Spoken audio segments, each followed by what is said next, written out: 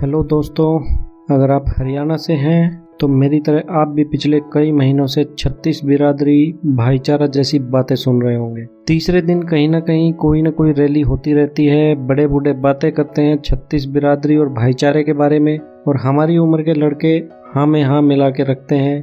भाईचारे वाली बात तो आ जाती है सबके समझ में, लेकिन ये 36 बिरादरी किस चिड़िया का नाम है, इसके बारे में बहुत सारे डाउट हैं और ज़्यादातर हमारी जो ये नई पीढ़ी है ये इसको अभी तक समझ नहीं पाई है। तो भाई आज हम बात करेंगे कि क्या है ये 36 बिरादरी, क्या होता है इसका मतलब। आगे बढ़ने से पहले मैं आप सबसे रिक्वेस्ट करता हूँ कि हमारे चैनल को ज़रूर सब्सक्राइब करें और बेल आइकन को ज़रूर दबाएं ताकि आगे आने वाली वीडियोज़ की जानकारी आपको सबसे पहले मिल पाए। तो फ्रेंड्स, सबसे पहले मैं आप सबका स्वागत करता हूं आपके अपने YouTube चैनल न्यूज़ फैंटेसी में, और उसके बाद मैं अपने हरियाणा के उन लोंडों को दोनों हाथों से सैल्यूट करना चाहता हूं जिन्होंने आरक्षण की लड़ाई में भाग लिया और सबसे आगे अड़े खड़े रहे। और अब पिछले कई महीने से जो 35 बिरादरी 36 बिरादरी की रामकथा चल रही है उसमें भी सबसे आगे खड़े हुए हैं। पर भाई दिक्कत ये है कि इस राम कथा में 95% भाइयों को ये नहीं पता कि 36 बिरादरी का मतलब क्या होता है, 36 बिरादरी में कौन सी जात आती हैं, 36 बिरादरी शब्द को किसने शुरू किया था।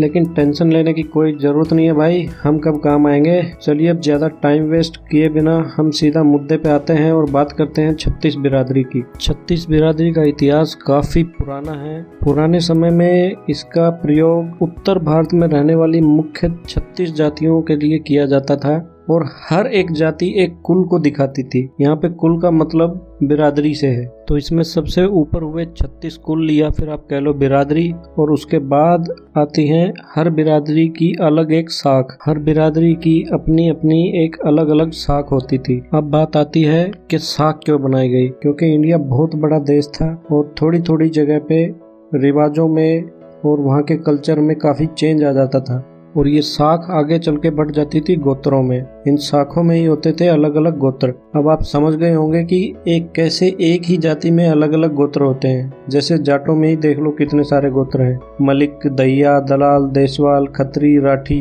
अब हम समझ गए कि क्या बिरादरी होती थी, क्या उनकी शाख होती थी और कैसे गोत्र होते थे। अब बात आती है कि ये सब करने की जरूरत क्यों पड़ी। अब भाई हुआ यूं कि जब उत्तर भारत में राजपूत राजाओं का शासन होता था उस टाइम पे उन्होंने देखा कि कई सारी दूसरी जातियों ने अपने आप को क्षत्रिय बताना शुरू कर दिया है।